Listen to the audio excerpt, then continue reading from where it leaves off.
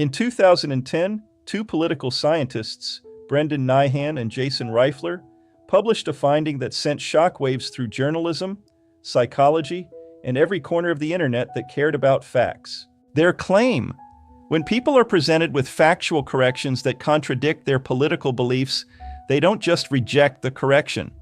They emerge from the encounter more convinced of the false belief than before.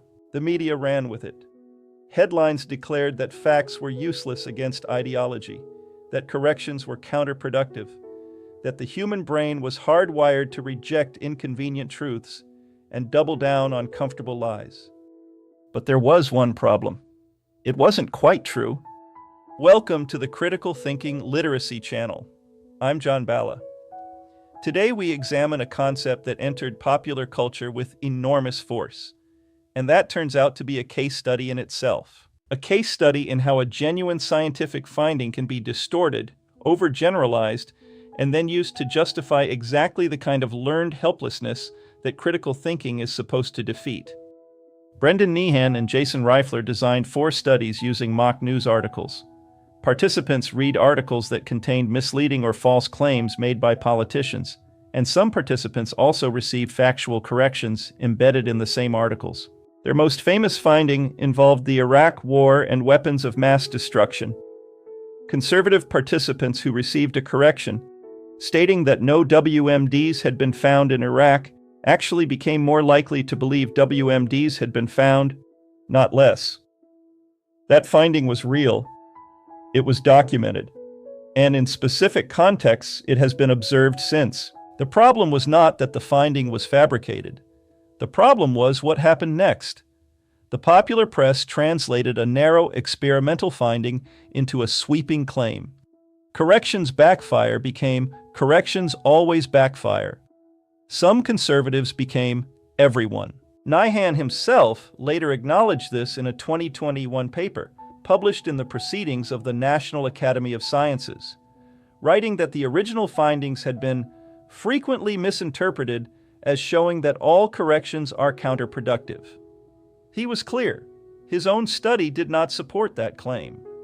Subsequent research suggests that backfire effects are extremely rare in practice. The definitive test came from Thomas Wood and Ethan Porter. In a series of 5 large-scale experiments with over 10,000 participants, they tested 52 separate political issues chosen to be polarized, identity-relevant topics. They found no backfire effects. None. Across all 5 experiments, factual corrections consistently reduced belief in false claims, not dramatically, but measurably and consistently in the right direction. The average participant, when shown a correction, moved toward accuracy. Corrections work, imperfectly, but they work. If not backfire, then what?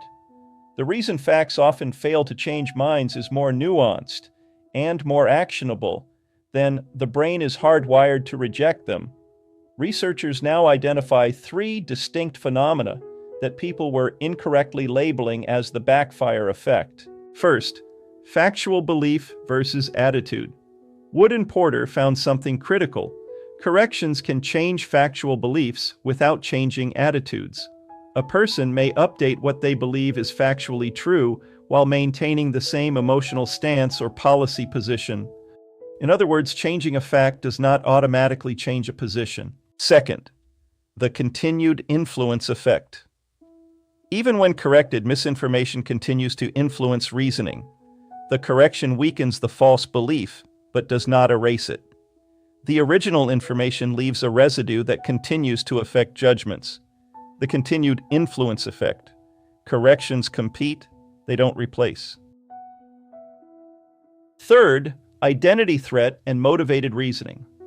When a belief is deeply tied to personal identity, correction is processed differently. The brain evaluates it as a threat. The amygdala activates. Analytical processing quiets. And the response is defensive rather than evaluative. Identity-relevant corrections trigger defense, not deliberation. This is motivated reasoning. People have both accuracy goals and directional goals.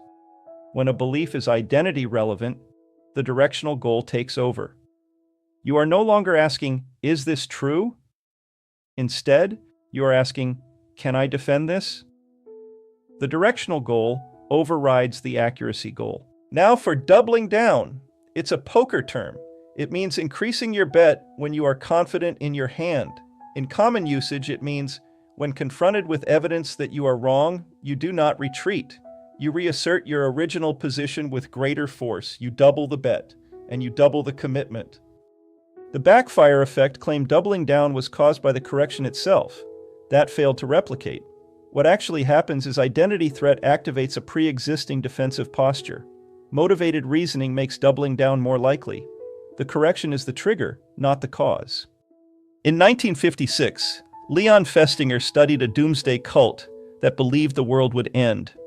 When the date passed with no flood, Festinger expected them to disband.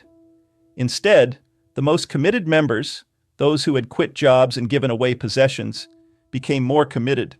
The prophecy failed. The belief intensified. This is cognitive dissonance. When reality contradicts a high-cost commitment, the discomfort is so severe, the mind changes the belief to justify the investment. Doubling down is not stupidity. It is the mind protecting itself from a cost it cannot afford to pay. The more you have invested, the more painful it is to admit you were wrong. Our findings give us 3 takeaways. First, corrections rarely backfire. Facts are imperfect tools, not harmful ones. Second, identity threat is the primary obstacle. Reduce threat by framing around shared values. And third, the question to ask yourself when you feel the urge to double down is, am I defending this position because the evidence supports it? Or because admitting I was wrong would cost me something I am not willing to pay? That cost is real. Acknowledge it. Then ask whether the evidence is worth it anyway. The irony is precise. The backfire effect myth spread faster than the nuanced truth. Democracy runs on arguments, both bad and good. We all benefit when the quality rises. If these videos move that needle even slightly, please like and share. Subscribe so you never miss an episode. This channel exists for one reason: your self-empowerment, free of political or religious dogma, and free of charge. Always. Despite a widespread myth generated by the news media, corrections do indeed work. Not always, not automatically, but they work. Until next time, I'm John Bala. Think critically and choose wisely.